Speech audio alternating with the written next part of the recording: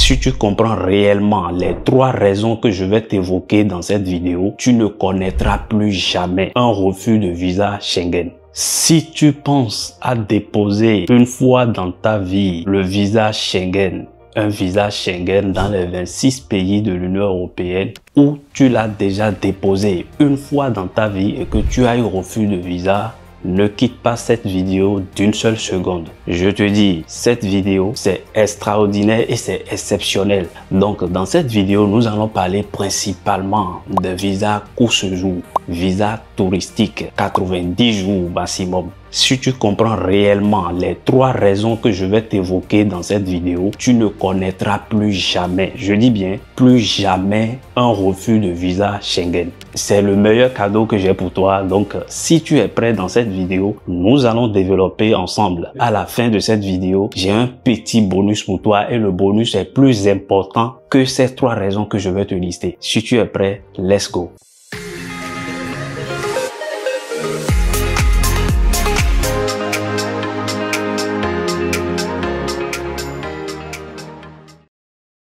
Voilà, si tu es nouveau ou nouvelle sur cette chaîne, moi c'est Jean Gossa, je partage que des secrets, des astuces gratuitement. Ça ne te coûte 0 francs, ça te coûte juste ta connexion. Si tu es nouveau ou nouvelle sur cette chaîne, n'hésite pas, visite mes anciennes vidéos, tu seras merveilleux. Regarde un peu les contenus que je produis ici chaque semaine. Tu verras ici, si tu es intéressé par le contrat de travail dans les 27 pays de l'Union européenne, je te le répète, c'est la meilleure chaîne pour toi. Tu veux te servir de contrat de travail pour le Luxembourg, pour l'Irlande, pour Finlande, pour Autriche. Je te dis, j'ai tout développé sur cette chaîne. Tu n'as pas besoin d'une agence. Je te le répète cela. Tout ce que tu as fait, c'est de t'abonner et surtout, mets-moi un gros like comme ça, parce que ça me motive beaucoup à te faire des prochaines vidéos, à te partager, toujours ces secrets, quotidiens. Donc, n'hésite pas et surtout, partage cette vidéo. Partage ça avec tes collègues de service. Partage ça avec tes enfants. Si tu penses réellement, parce que je te dis toujours, ce que ça te coûte, le manque d'information est 10 fois plus cher que l'information elle-même. Je te raconte toute une petite histoire.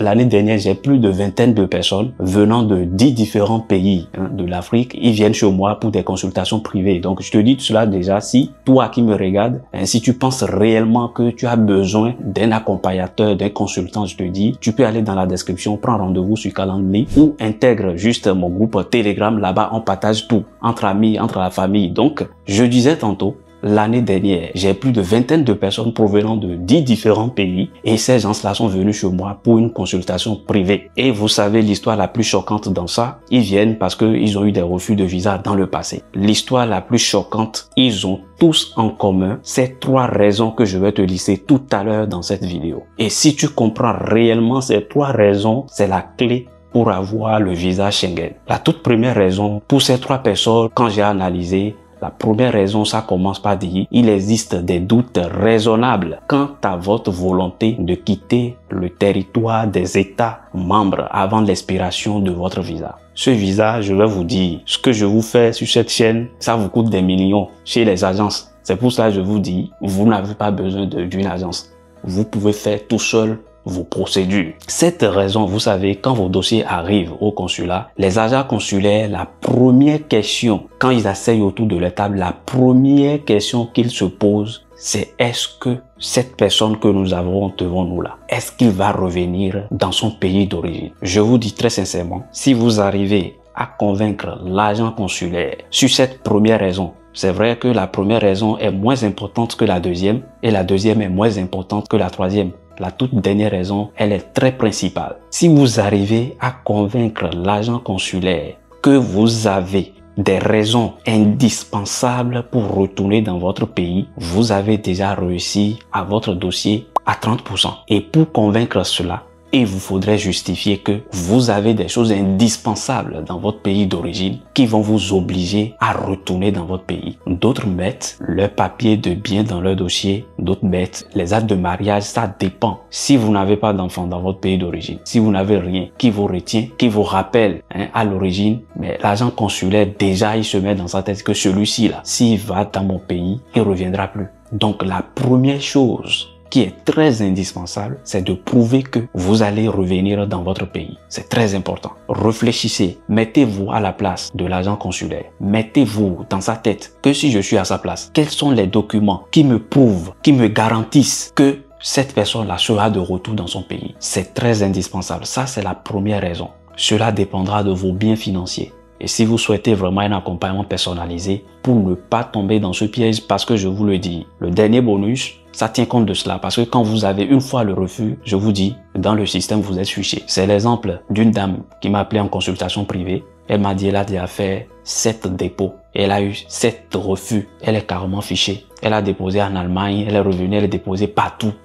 Ça ne sert à rien. Et si vous savez pas que vous êtes en danger, c'est là le problème se trouve. Vous serez toujours en danger et vous allez toujours répéter les mêmes erreurs. Voilà, la deuxième raison qui est très importante que la première, c'est quand on va vous dire les informations communiquées pour justifier l'objet du séjour et les conditions de séjour sont incomplètes ou ne sont pas fiables. Cette raison tient compte du fait que vous demandez un visa visiteur, vous avez mis comme motif visite privée ou visite familiale, mais vous ne présentez pas l'attestation d'accueil de la famille que vous voulez visiter. Il n'y a pas de cohérence. D'office, si eux voient ça parce que eux ils veulent une preuve juste pour prouver que oui, vraiment, cette personne-là, oui, elle est victime de l'accusation, c'est tout. Vous ne pouvez pas dire, je vais pour une visite touristique et mettre l'attestation d'accueil dans votre dossier. Ça n'a pas de sens. C'est que vous avez déjà quelqu'un et que quand vous venez, vous ne reviendrez plus. C'est clair. Cela est lié également à des documents que vous fournissez ou dans le passé. Vous avez déjà déposé un visa, vous avez eu refus. Maintenant, vous le redéposez ou vous avez demandé un autre statut avec un autre document. Là,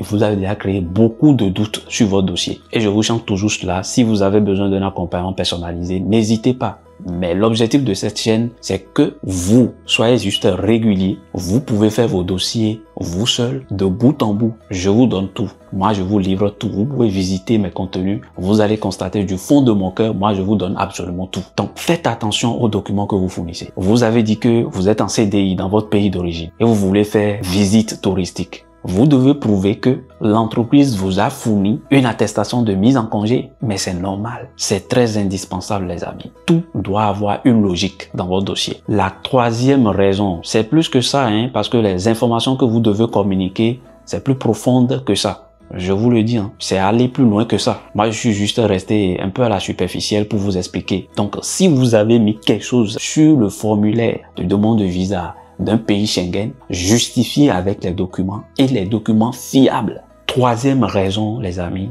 on va vous dire, vous ne disposez pas des moyens financiers de substance nécessaires pour votre séjour dans l'espace Schengen. Cette raison, c'est très important. C'est à propos des documents que vous fournissez pour justifier vos revenus. Si vous avez un terrain quelque part, vous pouvez mettre les documents dedans.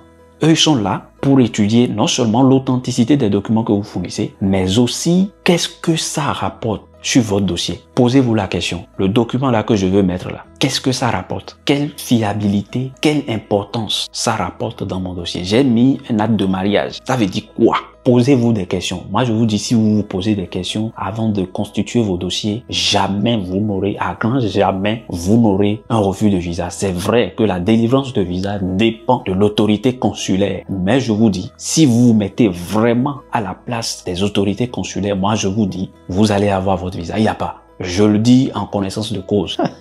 Vous savez, je ne vous partage rien sans que cette chose n'ait pas de grande importance. Justifiez que vous avez des moyens qu'il faut. Cela part de vos relevés bancaires. Si vous travaillez, quelqu'un qui a 100 000 en CDI, 100 000 francs, et déjà tu veux voyager avec 100 000, tu vas dans un pays Schengen avec 100 000 par mois, mais c'est d'office, c'est un refus déjà préparé. Parfois, vous préparez vos échecs avant, donc évitez ça. Tu ne peux pas avoir 100 000 par mois et dire que tu veux visiter. Visiter, c'est même mieux. Visite privée, visite familiale, c'est même mieux. Mais visite touristique, ah ouais, tu as combien pour te faire plaisir? Ils savent déjà que toi là, tu cherches un moyen d'échappatoire. Donc évitez ça. Il y a des gens qui gagnent très bien.